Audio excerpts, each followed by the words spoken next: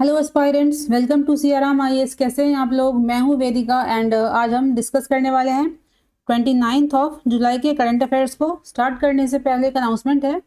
हमारे यहाँ पीएसआईआर का ऑप्शनल बैच लॉन्च कर दिया गया है। एडमिशन्स इसमें स्टार्ट हैं। ये हमारे कुणाल सर के गाइडेंस में इसको पढ़ाया जाएगा, तो इसको देखें, एडमिशन लें। चलिए ठीक है, आगे बढ़ते हैं। चलिए शुरू करते हैं। तो सबसे देखिए, पहला हम टॉपिक देखने वाले हैं प्रोसीजर टू रिमूव जज ऑफ हाई कोर्ट। ठीक है, इसको डिटेल में देखेंगे।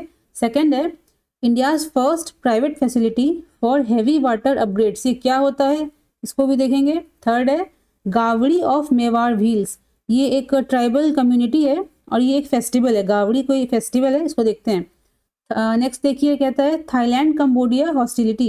ये भी न्यूज़ में थी, इसको भी हम लोग अच्छे से पढ़ेंगे। नेक्स्ट है sudden jump in Nigeria GDP. इसमें था कि विद इन 1 डे, एक दिन के भीतर भीतर इस कंट्री का जीडीपी 30% जंप कर गया। कैसे कर गया उसको देखेंगे। कुछ स्मॉल फैक्ट्स देखेंगे। वीडियो के बाद में देखिएगा, पीडीएफ आप लोग को दी जाएगी, उसमें कुछ प्रैक्टिस क्वेश्चंस होंगे, आप उसको करिए। जहाँ दिक्कत आती है कमेंट बॉक्स पे कमेंट करिए, आई विल हेल्प। चलिए स्टार्ट करते हैं। देखिए, हमारा फर्स्ट टॉपिक आज का है removal of a high court जज। ठीक है, इसको पढ़ेंगे हम। तो कंटेक्स्ट क्या है, न्यूज़ क्या है। तो हम जानते हैं एक जस्टिस वर्मा हैं, उनके बारे में काफ़ी कंट्रोवर्सी चल रही है उनके रिमूवल मोशन को लेकर के। ठीक है, तो हुआ क्या था एक्चुअली, देखिए 14 मार्च को क्या हुआ। Fire at justice Varma's official residence. उनके घर पे आग लग गई। फिर पुलिस पहुंचती है। Found large amounts of half burned 500 rupees notes. काफ़ी ज़्यादा मात्रा में कैश वहाँ पे पाया जाता है। ठीक है, यहाँ से चीज़ें स्टार्ट होती हैं। फिर 22 मार्च को क्या होता है, 3 जज इन हाउस इंक्वायरी कमेटी, एक कमेटी बिठाई जाती है इंक्वायरी करने के लिए। तो उस इंक्वायरी में क्या निकलता है, द इंक्वायरी फाउंड मिसकंडक्ट। ठीक है, serious enough to recommend removal. इस इंक्वायरी ने क्या किया, इस इंक्वायरी ने रिकमेंड किया कि ठीक है, पार्लियामेंट में मोशन को हम ला सकते हैं इनके रिमूवल के लिए। ठीक है, under the provisions of constitution. देखिए, फिर वही होता है कि जुलाई 21 को बिगिनिंग ऑफ पार्लियामेंट्री प्रोसीडिंग्स। ठीक है, यहाँ से देखते हैं। इसमें देखिए एक की इशू यहाँ पे क्या है, इसमें कहता है अ की प्रोसीजरल इशू इमर्ज। सब कुछ देखिए चल रहा है, नियम कानून सब ओके, बट यहाँ पे क्या होता है कि हमारे जो वाइस प्रेसिडेंट है ना, वो हम जानते हैं कि उन्होंने रिजाइन कर दिया। ठीक है, इस्तीफा दे दिया। तो इशू यहाँ पे ये है कि ये क्लैरिटी नहीं बन पा रही है कि वीपी साहब ने उस मोशन को एडमिट किया था या सिर्फ सबमिट किया था, मतलब जमा किया था अपने पास, या उसको एक्सेप्ट भी कर लिया था। ठीक है, कहता है कि it can create a technical loop hole. आगे देखेंगे सब चीज़ को। देखिए यहाँ पे कहता है कि संविधान में क्या क्या प्रोविजंस दिए गए हैं इससे रिलेटेड। तो पहला है the removal of a high court जज in India is primarily governed by these 2 articles. Okay, article 217 clause 1 sub clause B, article 218। ठीक है, आगे देखते हैं। यहाँ देखिए, इन आर्टिकल्स को अगर हम आर्टिकल 124 के साथ पढ़ते हैं तो हम क्या पाते हैं कि संविधान में पूरा बताया गया है कैसे कैसे क्या क्या स्टेप्स लिए जाने हैं टू रिमूव हाई कोर्ट जज। ओके, तो आर्टिकल्स कौन कौन से रिस्पॉन्सिबल है इसके लिए, आर्टिकल 217, 218 एंड 124। ओके, चलिए स्टार्ट करते हैं हम आर्टिकल 217 से। इसमें क्या कहता है, ये आर्टिकल डील करता है with the conditions of service of high court जजेस इंक्लूडिंग देयर रिमूवल। ठीक है, इसमें कहता है कि या तो 62 ईयर्स का एज उनका हो जाए किसी हाई कोर्ट के जज का, खुद ही वो चले जाएंगे। सेकंड है रिजाइन करके, कैसे रिजाइन किसको करेंगे, राइटिंग टू प्रेसिडेंट। ठीक है, थर्ड कहता है कि ये सब चीज़ें नॉर्मल सिचुएशन में है, बट अगर उनको रिमूव किया जाता है, रिमूव कौन करता है हाई कोर्ट के जज को, प्रेसिडेंट। तो हाई कोर्ट जज is removed by president in the manner given under article 124 clause 4। ठीक है, इसमें कहता है कि article related to high court जज कौन सा है, 218 है। ठीक है, लेकिन जो प्रोविजंस दिया गया है किस तरह उसको रिमूव करना है वो इस आर्टिकल में दिया गया है। इसका मतलब समझते हैं हम। देखिए, आर्टिकल 214 जो है ना, उसमें actually grounds and process for removal of supreme court जज दिया गया। ठीक है, आर्टिकल 214 में grounds, process for removal of supreme court जज दिया गया है, ठीक है। आर्टिकल 218 कहता है कि जो प्रोसीजर सुप्रीम कोर्ट के जज को रिमूव करने के लिए आर्टिकल 124 में दिया गया है, उसी प्रोसीजर से हम हाई कोर्ट के जज को भी रिमूव करेंगे, ठीक है। इसलिए अल्टीमेटली क्या होता है कि हाई कोर्ट के जज का रिमूवल जो है सेम प्रोसेस से होता है जिससे कि सुप्रीम कोर्ट के जज को हम रिमूव करते हैं, ठीक है।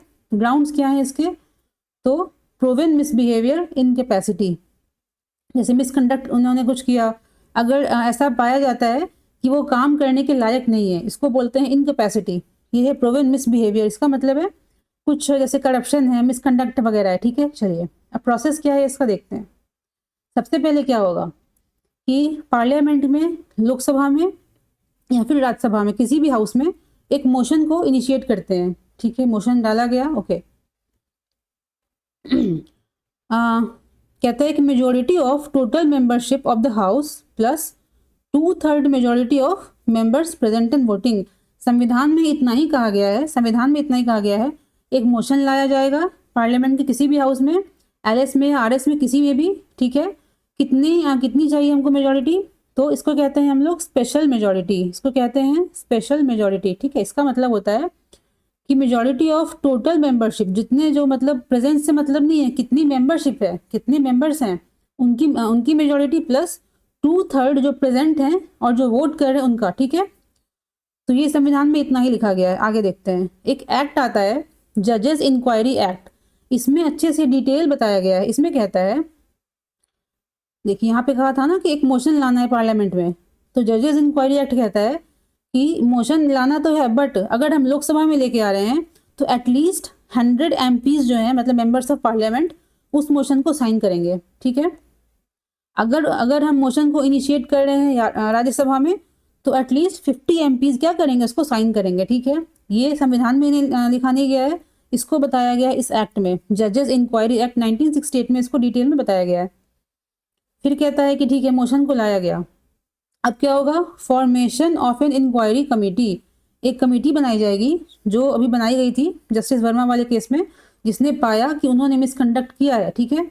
तो कमेटी बनेगी, कमेटी में होता क्या है, ये कमेटी चार्जेस को इन्वेस्टिगेट करती है। इसमें एक सुप्रीम कोर्ट के जज होते हैं, और सुप्रीम कोर्ट के जज होंगे, चीफ जस्टिस ऑफ एक हाई कोर्ट, इसमें एक चीज और है मिसिंग यहाँ पे, एक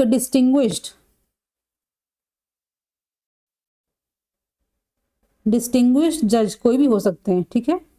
तो इसमें बेसिकली 3 मेंबर्स होते हैं, 3 मेंबर्स इसमें होंगे, पहला सुप्रीम कोर्ट का कोई जज, दूसरा chief justice of high court, third हो जाएगा डिस्टिंग्विश्ड कोई जज, ठीक है। अगर इस कमेटी के द्वारा चार्जेस को प्रूव कर दिया जाता है तो पार्लियामेंट मोशन को पास करा सकती है। मोशन के पास होते ही क्या होगा, वो हट जाएंगे, जो जज होंगे जिनके लिए मोशन लाया गया वो रिमूव कर दिए जाएंगे। अभी तक क्या है कि अभी तक किसी भी जज को, चाहे वो हाई कोर्ट के हों, सुप्रीम कोर्ट के हों, इस तरह से रिमूव नहीं किया गया है, ठीक है। आगे थोड़ा देखते हैं। तो इस केस में, जस्टिस वर्मा वाले केस में कंट्रोवर्सी क्या है, यहाँ देखिए। इसमें जो हमारे वीपी है ना, उन्होंने कर दिया रिज़ाइन, शायद 22 तारीख को शायद, हाँ, और 21 को मोशन लाया गया था। तो वहाँ पे क्लैरिटी ये नहीं है कि उन्होंने मोशन को सिर्फ सबमिट किया, जमा किया है, या फिर उसको एक्सेप्ट कर लिया, एडमिट कर लिया, ठीक है।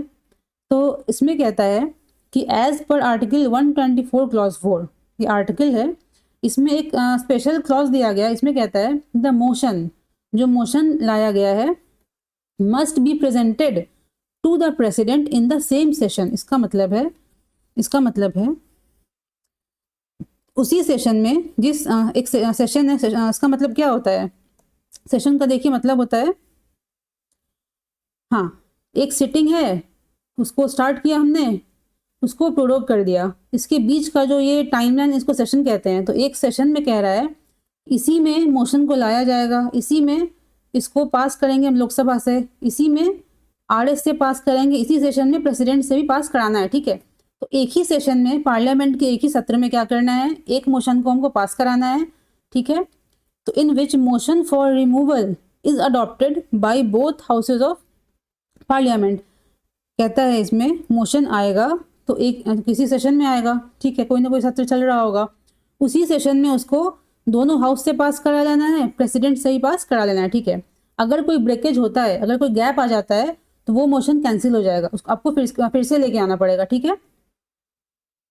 इसका मतलब passage of the motion and presenting the motion to the president, वो एक ही सेशन में होना चाहिए। मोशन को बोथ हाउसेस से पास कराना, प्रेसिडेंट से अप्रूवल लेना, सब कुछ एक ही सेशन में करना है, ठीक है।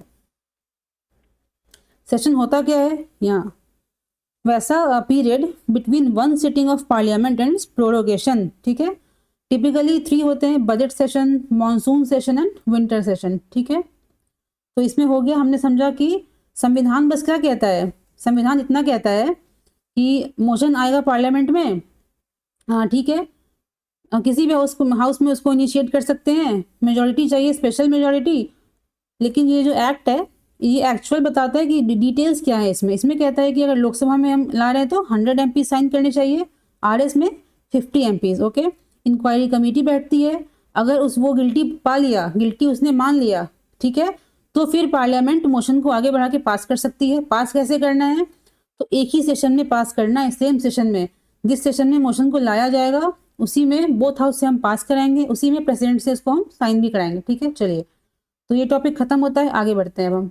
देखिए नेक्स्ट, देखिए टॉपिक हमारा कहता है, यहाँ पे न्यूज़ देखिएगा ध्यान से, बहुत इंपॉर्टेंट न्यूज़ है ये, क्योंकि पहली बार भारत में ऐसा हुआ है किसी प्राइवेट एंटिटी को न्यूक्लियर एनर्जी से जोड़ा गया है, ठीक है। इसका मतलब समझते हैं। एक देखिए न्यूज़ आई थी, for the first time a private player is incorporated with an important task in nuclear energy. इसको समझते हैं धीरे धीरे। तो टास्क किससे संबंधित है, upgrading the depleted heavy water, ठीक है। इसमें कहता है वो कंपनी कौन सी है, तो TEMA, टेमा इंडिया लिमिटेड कंपनी है, प्राइवेट कंपनी है, ठीक है। इसको जिम्मेदारी दी गई है सर्टेन चीज़ों की। देखते हैं, देखिए सबसे पहले देखते हैं कि इसका मतलब क्या है। डिप्लीटेड हैवी वाटर जो है इसका क्या मतलब है, तो इसको बोलते हैं D2O, ठीक है। D2O का मतलब होता है हैवी वाटर। इसको यूज़ करते हैं हम प्रेशराइज्ड हैवी वाटर रिएक्टर्स में। कहाँ यूज़ करते हैं, प्रेशराइज्ड हैवी वाटर रिएक्टर्स में। ये क्या है, ये न्यूक्लियर रिएक्टर है, ठीक है। स्मॉल साइज का होता है, न्यूक्लियर रिएक्टर है।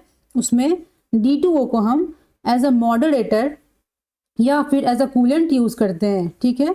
एक सेकंड, यहाँ देखिए इसका मतलब क्या है कि कूलेंट किसको बोलेंगे या मॉडरेटर। वो क्या करता है, D2O का काम क्या होता है, it slows down fast moving neutrons during a chain of reaction. जब न्यूक्लियर रिएक्शन होता है तो वो इसमें क्या करता है, D2O जो फास्ट मूविंग जो न्यूट्रॉन्स हैं उनके स्पीड को स्लो कर देता है, ठीक है, sustaining the nuclear fission process, ठीक है। अब थोड़ा सा यहाँ देखते हैं, ये तो D2O हो गया। कहता है over the time it's purity decreases, इसकी शुद्धता घट जाती है, ठीक है।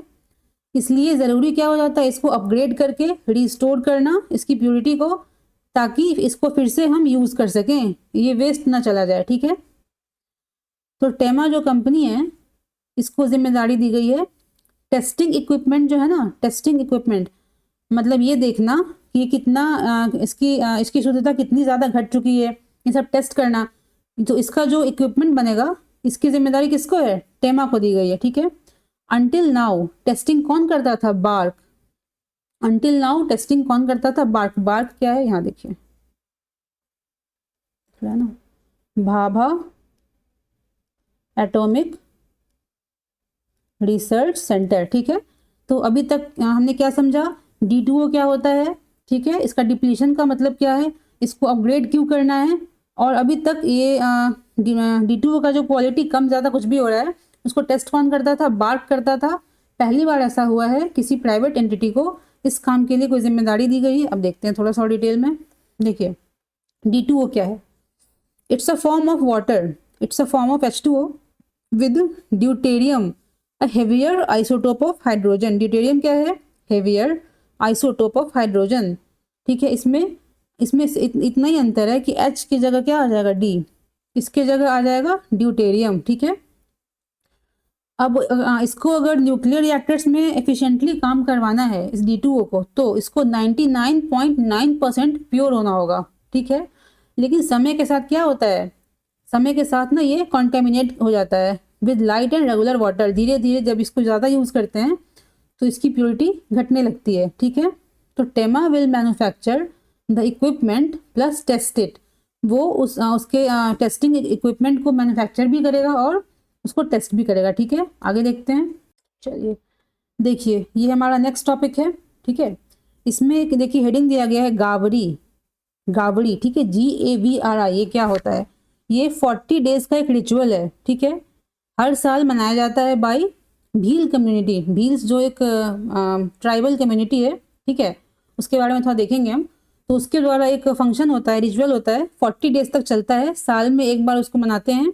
इन द ऑनर ऑफ, ये गोरखिया माता एक देवी है, इनकी डेटी है, इनके ऑनर पे ये रिचुअल्स ये किया जाता है। ठीक है, इसमें 2 टर्म्स ध्यान रखना है हमें। ठीक है, पहला टर्म क्या है, एक सेकंड, पहला टर्म है यहाँ देखिए भाव, भावा, जो भी कह सकते हैं। ये एक ट्रांस लाइक स्टेट, कहते हैं ध्यान में चले जाना, उस टाइप का एक स्टेट है। तो एग्जाम में ऐसा क्वेश्चन पूछ देता है। तो भावा हम कहते हैं ट्रांस लाइक स्टेट ऑफ खिलाया। खिलाया का मतलब है जो परफॉर्म करते हैं ना, जो इस रिचुअल में परफॉर्मेंस करते हैं, उनको खिलायास कहते हैं। तो परफॉर्म करते करते कहता है कि एक ट्रांस लाइक स्टेट में चले जाते हैं, जिसको भाव कहते हैं। ठीक है, तो भील्स के बारे में कुछ बेसिक फैक्ट्स देखेंगे। भील्स क्या है? Bhils second largest tribal group. Bharat में सबसे बड़ा ट्राइबल ग्रुप कौन सा है? तो गोंड्स का है, अकॉर्डिंग टू जो सेंसस हुआ था 2011 का। ठीक है, सबसे बड़ा ग्रुप कौन सा है? गोंड्स का है। सेकंड नंबर पे आते हैं भील्स। ये शेड्यूल्ड ट्राइब्स हैं, ये अपने आप को मानते हैं, consider themselves as direct descendants of lord Shiva and goddess Parvati. ऐसे स्टेटमेंट भी एग्जाम में देते हैं, तो ध्यान रखिएगा। इसका देखिए मतलब क्या है, इसमें कहता है, देखिए एक और चीज़ है, ये एक पेट्रियार्कल सोसाइटी है। ठीक है, यहाँ पे इसलिए क्या करते हैं, ये विमेन को अलाउ नहीं करते हैं इस रिचुअल में परफॉर्म करने के लिए। तो भील्स की का समाज कैसा है? पेट्रियार्कल है। तो विमेन को ये जो गावड़ी फेस्टिवल है उसमें अलाउ नहीं करते परफॉर्म करने के लिए। तो फीमेल कैरेक्टर को मेल ही प्ले करते हैं। ठीक है, ये भी पूछ सकता है।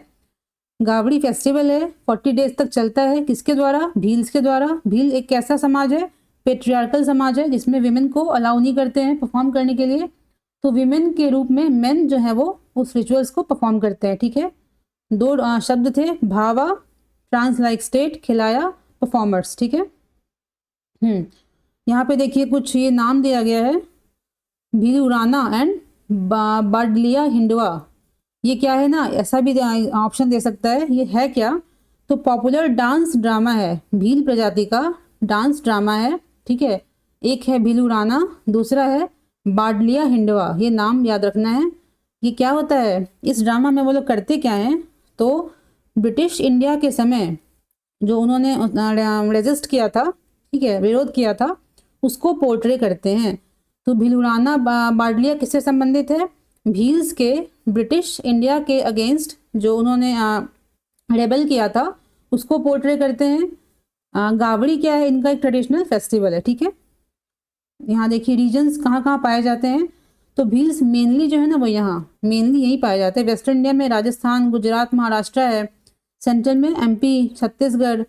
नॉर्दर्न में उत्तर प्रदेश में बहुत कम मात्रा में मिलते हैं। एक स्टेट है त्रिपुरा, यहाँ भी बहुत ही माइनर प्रेजेंस है, बट है, त्रिपुरा में भी पाए जाते हैं। ठीक है, तो नेक्स्ट टॉपिक देखते हैं। ओके, देखिए नेक्स्ट टॉपिक क्या कहता है, GDP रीबेसिंग। इसका मतलब क्या है, शाब्दिक अर्थ क्या है इसका? तो process of changing GDP base year. ठीक है, इसका मतलब है GDP के बेस ईयर को हम देखते हैं क्या होगा, उसको बदल देना। तो किस लिए बदलते हैं? Reflect more recent economic structure. Recently हमारे इकोनॉमिक स्ट्रक्चर में क्या चेंजेस आए हैं उनको उसको इंक्लूड करने के लिए, एक्यूरेसी को इम्प्रूव करने के लिए। जैसे कि समझते हैं हम कि हिस्टोरिकली देखा जाए, सबसे स्टार्टिंग में जो प्राइमरी सेक्टर लाइक एग्रीकल्चर है, फिशरी है वगैरह, इसका कंट्रीब्यूशन हमारे GDP में बहुत ज़्यादा था, लेकिन समय के साथ क्या हुआ, धीरे धीरे घटा ये। ठीक है, तो ऐसे कुछ चीज़ों को इंक्लूड करने के लिए हम इसको रीबेस कर देते हैं। देखिए इसमें 2 टर्म्स है, पहला है रियल GDP। इसका मतलब होता है कि रियल GDP को हम क्या करते हैं, कांस्टेंट प्राइस पर कैलकुलेट करते हैं। मतलब कि अगर हमको 2023-24 का GDP निकालना है तो हम क्या करेंगे, प्राइसेस जो हम कंसीडर करेंगे वो जो हमारा बेस ईयर इंडिया का क्या है 2011-12, ठीक है, इसके प्राइस के आधार पे हम जोड़ेंगे। इसमें कह रहा है using the price of base year, किस लिए, जो इन्फ्लेशन के कारण जो भी प्राइस में इंक्रीज हो गया है उसको रिमूव करने के लिए, ठीक है, एक्चुअल फिगर को दिखाने के लिए। सेकेंड टर्म कहता है नॉमिनल GDP। इसका मतलब है ये करंट मार्केट प्राइस पे निकाला जाता है, ठीक है। इसका क्या कहता है कि जिस साल, अगर 23-24 का मेरे को निकालना है जीडीपी, तो हम क्या करेंगे, उस साल के ही प्राइस को लेंगे जिस साल की आउटपुट हमारा बना है, ठीक है। देखिए कंटेक्स्ट क्या है इसका, तो Nigeria GDP jumped from number 58 to 55, जो उसका रैंक है नाइजीरिया का जीडीपी के वाइज, उस वो एक दिन में ही, मतलब 20 तारीख को उसका रैंक 58 था, 21 तारीख को 55 हो गया, ठीक है। कुछ बेसिक फैक्ट्स देखते हैं पहले। तो नाइजीरिया क्या है, वेस्ट अफ्रीकन कंट्री है। किधर है, वेस्ट अफ्रीकन कंट्री है, ठीक है। तो यहाँ पे इतना बड़ा इंक्रीज कैसे हो गया, तो उसने क्या किया, अपनी जीडीपी को रीबेस कर दिया 2010 से 2019 के बेस पे, ठीक है। तो जीडीपी में एक्चुअल कुछ इंक्रीज नहीं हुआ है, बस प्राइस का अंतर पड़ा है, ठीक है ना। प्राइस के कारण जो इंक्रीमेंट हुआ है, उससे क्या हुआ, इसका रैंक 3 नंबर ऊपर बढ़ गया, ठीक है। यही न्यूज़ थी। देखिए थोड़ा सा यहाँ पे एक फैक्ट है, MoSPI Ministry of Statistics and Programme Implementation, ये क्या करता है, इंडिया का जीडीपी कैलकुलेट करना, पब्लिश करना, ये करता है एनएसओ, नेशनल स्टैटिस्टिकल ऑफिस। ये किसके अंतर्गत आता है, तो मॉस्पी के अंदर ही आता है, ठीक है। करेंटली अभी ना इंडिया ट्राई कर रहा है to update the GDP base from year इतना टू इतना, मतलब 11-12 से इसको चेंज करके ऐसी कोशिश करी जा रही है कि 22-23 पे कर लिया जाए, ठीक है। आगे देखते हैं। अब देखिए ये हमारा नेक्स्ट टॉपिक है। इसमें कहता है थाईलैंड कंबोडिया हॉस्टिलिटी। इसका मतलब है कि इन दोनों के बीच में कुछ तो हुआ होगा। तो आपने देखा होगा न्यूज़ में अभी 4-5 दिन पहले कि कुछ इनके बॉर्डर पे कुछ वॉर वगैरह, वॉर नहीं मतलब एक सर्टेन फाइट वगैरह हुआ था, ठीक है, न्यूज़ में आया था। अब देखते हैं हिस्ट्री क्या है वो देखेंगे, और हमारे इंडिया के पर्सपेक्टिव से क्यों ये कन्फ्लिक्ट इंपॉर्टेंट है उसको देखते हैं। देखिए तो यहाँ पे स्टार्ट कैसे कर रहा है, देखिए आर्टिकल में कहता है कि बॉर्डर कितना है। पहली चीज़ तो ये प्रीलिम्स के लिए पहला फैक्ट क्या हो जाएगा कि कंबोडिया एंड थाईलैंड क्या है, बॉर्डरिंग कंट्रीज है। फर्स्ट फैक्ट क्या हो गया, कंबोडिया थाईलैंड बॉर्डरिंग कंट्रीज है। ये यहाँ देखिएगा इस पैराग्राफ को, 817 किलोमीटर का लैंड बॉर्डर शेयर करता है। कैसा बॉर्डर है, लैंड बॉर्डर है, कितना लंबा है, 817 किलोमीटर, ओके। ये किसने ड्रॉ किया था, तो फ्रांस ने। फ्रांस उस टाइम पे कॉलोनियल पावर थी, इसने क्या किया था, इतना लंबा लैंड बॉर्डर ड्रॉ कर दिया था between, sorry in Cambodia not between, in Cambodia, ठीक है। उसके बाद होता क्या है, अच्छा कुछ फैक्ट्स दिया गया है। देखिए इसमें कहता है कि जो दोनों कंट्रीज हैं थाईलैंड एंड कंबोडिया, वो क्या है, थेरावदा बुद्धिस्ट नेबर्स हैं। मतलब यहाँ पे बुद्धिज्म के कौन से टाइप को फॉलो करते हैं, थेरावदा बुद्धिज्म, ठीक है, ये पूछ सकता है। अब कहते हैं दोनों जो कंट्रीज है ना वो इथनिक रूप से हो गया, लिंग्विस्टिक रूप से, कल्चरल काफी सिमिलर है, ठीक है। आगे देखते हैं। देखिए डिस्प्यूट के सेंटर में क्या है, एक जगह है, इसको प्रिया विहार टेम्पल कहते हैं। प्रोनाउंस आई थिंक हम सही करें, प्रिया विहार टेम्पल कहते हैं, ठीक है। इसको पता नहीं PHRA विहारन इन थाई कहते हैं। ये कहाँ है, यहाँ देखिए मैप में दिया हुआ, ये देखिए ये यहाँ देखिए बॉर्डर पे है ना, मैप में दिख रहा होगा, हाँ ये हो गया। एक और जगह है यहाँ पे, देखिए बॉर्डर पे भी है, प्रसाद मुएम थॉम, ये भी। तो ये जो दोनों जगह है ना ये काफ़ी कंट्रोवर्शियल है। कंबोडिया कहता है मेरा है, ये कहता है मेरा है, ठीक है।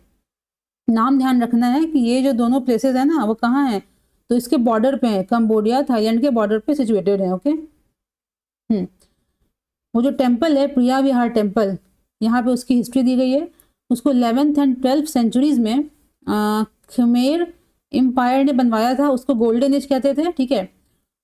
उस टाइम पे कहता है वो जो एम्पायर था ना एशिया में, वो साउथ एशिया का बहुत बड़ा भाग वो रूल करता था, ठीक है। उसका थाईलैंड को कहते थे क्या हम, सायम, ठीक है, क्या कहते थे, सायम। ये प्रीलिम्स में ऐसा क्वेश्चन पूछा गया है, इसको ध्यान रखिएगा। तो थाईलैंड भी उसके एम्पायर का हिस्सा था, but beginning of 15th century क्या होता है, वो एम्पायर टूटने लगता है और Siam gradually chipped away at Cambodian territory, ठीक है। 1867 में Cambodian officially handed over area to Preah Vihear to Siam. अब देखिए ये जो पूरी स्टोरी इसमें दी गई है ये हमारे एग्जाम के लिए इंपॉर्टेंट नहीं है, इसको इसलिए हम रीड नहीं करेंगे। इसमें कह रहा है कि स्टार्टिंग में सब एक था, सायम भी उसी का पार्ट था, कंबोडिया भी उसी का पार्ट था। खमेर एम्पायर का धीरे धीरे ब्रेक हुआ, फिर जब फ्रेंच आते हैं कॉलोनी के रूप में, तो इसको वो कंट्रोवर्सी करना स्टार्ट कर देते हैं। यहाँ देखिए क्या कहता है, इसमें कहता है Siam and France sign a treaty, उन्होंने एक ट्रीटी को साइन किया, set that northern frontier of Cambodia would run along the watershed line of Dangrek mountain. ठीक है, उन्होंने ट्रीटी कर ली कि सायम सायम जो थाईलैंड है उसका ये उसको ये वाला पार्ट मिल जाएगा। बट होता क्या है, हुआ क्या, उन्होंने ट्रीटी को फॉलो नहीं किया, तो कंट्रोवर्सी वहां से स्टार्ट हो गई। ठीक है, तो फ्रांस तो चला गया छोड़ के, बट अब जो है कंबोडियन थाईलैंड, इसको बार बार मतलब देखिएगा आपकी न्यूज़ में आते रहता है, किसी न किसी रूप से वो इंडल्ज रहते हैं। ठीक है, एक दूसरे के साथ। अब यहाँ देखते हैं कुछ important facts for our prelims. देखिए यहाँ पे पहला टर्म क्या था हमारा, फर्स्ट टर्म था थेरावदा बुद्धिज्म। ठीक है, ये oldest surviving branch of Buddhism है। थेरावदा बुद्धिज्म क्या है, oldest surviving branch of Buddhism. ठीक है, ये जो बुद्धा का जो टीचिंग्स है ना, उसको ये ट्राई करता है फॉलो करने का। ठीक है, ओरिजिनल टीचिंग्स ऑफ बुद्धा को ये फॉलो करता है। ये जो थेरावदा बुद्धिज्म है ये मेनली साउथ एशिया में, साउथ ईस्ट एशिया में इसको फॉलो करा जाता है। तो देखिए इसमें 3 चीज़ हम देखेंगे। इनमें जो बेसिक चीज़ें हैं जो बुद्ध ने बताई थी, पहला था 4 नोबल ट्रुथ्स। ठीक है, 8 फोल्ड पाथ, अल्टीमेटली क्या है, गोल क्या था, निर्वाण। ठीक है, तो इनका भी यही है। यहाँ पे देखिए इनका भी सेम चीज़ है। तो 4 नोबल ट्रूथ्स कौन से थे, life has suffering, okay, suffering has a cause, cause क्या है, डिजायर। ठीक है ना, इसको हम खत्म कर सकते हैं, इट कैन एंड, और उस डिजायर को एंड करने के लिए उन्होंने बताया पाथ। पाथ क्या है, तो 8 फोल्ड पाथ था, अष्टांगिका मार्ग ऐसा कुछ कहते हैं उसको। तो view, right intention, right speech, right action, right livelihood, right effort, right mindfulness, right concentration, ये 8 पाथ्स हैं, 8 फोल्ड पाथ हैं, जिसके द्वारा आप अपने डिजायर को कंट्रोल कर सकते हो और अल्टीमेटली क्या कर सकते हो, निर्वाण को आप प्राप्त कर सकते हो। निर्वाण का मतलब क्या होता है, निर्वाण का मतलब होता है बर्थ एंड डेथ के साइकिल से बाहर निकलना, किसके द्वारा, अपने डिजायर्स को कंप्लीटली रिमूव करके। ठीक है, चलिए आगे देखते हैं। अब देखिए उसी में एक टर्म दिया गया था डैंगरेक माउंटेन्स। ठीक है, डैंगरेक माउंटेन्स, तो ये एग्जाम में बहुत चांसेस है पूछ सकता है। ये जो डैंगरेक माउंटेन्स है ना, नेचुरल बॉर्डर फॉर्म करता है between northern Cambodia and north eastern Thailand. Dangrek mountain क्या है, नेचुरल बॉर्डर है बिटवीन कंबोडिया एंड थाईलैंड। किस पार्ट में, northern Cambodia and north eastern Thailand. ठीक है, अब यहाँ देखिए जो प्रिया विहार टेम्पल है ना, ये एक यूनेस्को साइट है। क्या है ये, यूनेस्को साइट। ठीक है, अब यहाँ देखिए कुछ इसमें दिया गया है, आप लोगों को करना क्या है, बॉर्डरिंग कंट्रीज देखनी है, वाटर बॉडीज सराउंडिंग देखना है, कैपिटल करेंसी देखना है, ये देखना है कि इंपॉर्टेंट रिवर कौन कौन से हैं। अगर ये भी देखना है कि कंबोडिया, थाईलैंड, इनसे जुड़ा हुआ कोई PYQ आया है कि नहीं। ठीक है, अब आगे देखिए यहाँ पे कहता है कि इंडिया पे इसका क्या प्रभाव पड़ सकता है, अगर ये हॉस्टिलिटी बढ़ती है इन फ्यूचर तो इंडिया पे क्या असर पड़ सकता है। तो मेंस में कहीं ये पूछ दे तो कुछ पॉइंट्स हैं, इसको ध्यान रखना है जिससे कि आंसर लिखने में आसानी हो। देखिए पहला कहता है यहाँ पे इंस्टेबिलिटी इन आसियान रीजन। ठीक है, अगर दोनों क्या है, कंबोडिया थाईलैंड क्या है, मेंबर्स ऑफ आसियान है, तो अगर आपस में दिक्कत होगी तो यहाँ पे भी इंस्टेबिलिटी आएगी। इससे क्या होगा, इंडिया की जो एक्ट ईस्ट पॉलिसी है ना, कि स्ट्रैटेजिक पार्टनरशिप करने का इन कंट्रीज से, उसमें थोड़ी सी रुकावट आ सकती है। ठीक है, तो फर्स्ट चीज़ ये है। सेकंड कहता है, आप देखिएगा मैप में वीडियो के बाद, गल्फ ऑफ थाईलैंड कहाँ है। ठीक है, जो गल्फ ऑफ थाईलैंड है ना, ये एक स्ट्रैटेजिक ट्रेड रूट भी है, नेवल रूट भी है, मतलब काफ़ी इंपॉर्टेंट रूट है ये। तो हो सकता है कि अगर ये लड़ाई बढ़ती है इनकी, तो यहाँ पे भी असर देखने को मिले, जिससे कि अगेन इंडिया को दिक्कत हो सकती है ट्रेड में, नेवल मूवमेंट में। ठीक है, अब देखिए एक हाईवे बन रहा है, India Myanmar Thailand trilateral highway, simple सा फैक्ट है। तो अगेन इसमें भी थोड़ा सा डिफिकल्टी आ सकती है। देखिए लास्ट पॉइंट क्या है, it can distract, the fight can distract focus from strategic issues like increasing China's aggression in South China Sea. ठीक है, where India has strategic interest. तो हम इस तरह देखते हैं कि थोड़ा बहुत मेंस के लिए क्या है कि जो कंट्रोवर्सी क्या है, और इंडिया को इससे क्यों इंटरेस्ट है। ठीक है, इंडिया पे इससे इम्पैक्ट क्या पड़ सकता है। ठीक है, चलिए आगे देखते हैं। ये हमारा देखिए लास्ट टॉपिक आज का रहने वाला है, सम फैक्ट्स हैं हम देखेंगे for prelims point of view. तो पहला कहता है मेकोंग रिवर है, लैंगकैंग रिवर है, ठीक है, रिवर्स के नाम दिए गए हैं। कंटेक्स्ट यहाँ पे इतना सा है। आप देखिएगा हमारे पिछले 2 लेक्चर्स में हमने डिस्कस किया है कि चाइना जो है दुनिया का सबसे बड़ा हाइड्रो पावर प्लांट बनाने वाला है, ठीक है, जो कि जिससे कुछ इंडिया को उससे कंसर्न्स हैं, अच्छे से देखिए डिस्कस किया हुआ है, इसमें दोबारा डिस्कस नहीं करेंगे। तो आप पिछले देखिएगा 2 या 3 लेक्चर्स में काफ़ी डिटेल में इसके हर एस्पेक्ट को हमने देखा है। तो इस आर्टिकल में जो आज आया था ना, उसमें 2 देखिए नाम थे, मेकोंग रिवर, लैंगकैंग रिवर। इंपॉर्टेंट क्यों है देखिए, ध्यान यहाँ ये रखना है, प्रीलिम्स से पूछ सकता है कि मेकोंग रिवर, लैंगकैंग रिवर एक ही नदी का नाम है, ठीक है, नदी एक ही है, लेकिन जब वो अपर पार्ट ऑफ तिब्बत है ना, वहाँ से निकलती है, ठीक है, तिब्बत वाले प्रोविंस में जब वो बहती है, चाइना वाले पार्ट में, उसको कहते हैं लैंगकैंग, ठीक है।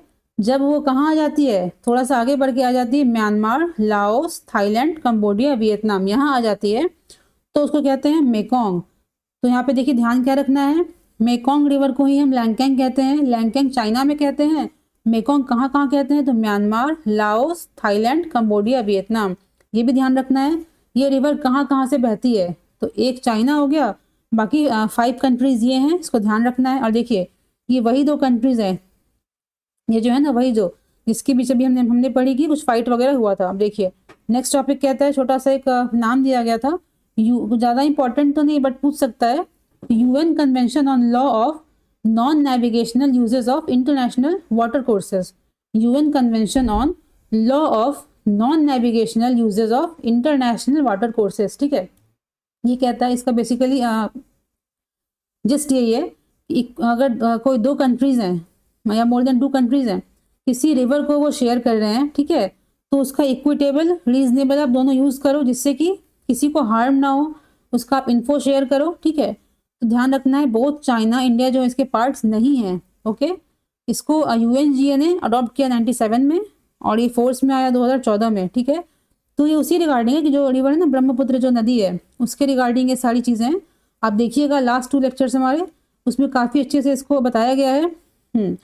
तो ये तो हो गया, बट हाँ इस वीडियो में के एंड में जो पीडीएफ दिया जाएगा आपको, तो पीडीएफ में कुछ क्वेश्चंस दिए गए हैं, कुछ मेंस के क्वेश्चंस दिए गए हैं, कुछ प्रीलिम्स के। आप उनको प्रैक्टिस करें, जहाँ दिक्कत आती है तो कमेंट सेक्शन में बताएं, ठीक है। चलिए, थैंक यू।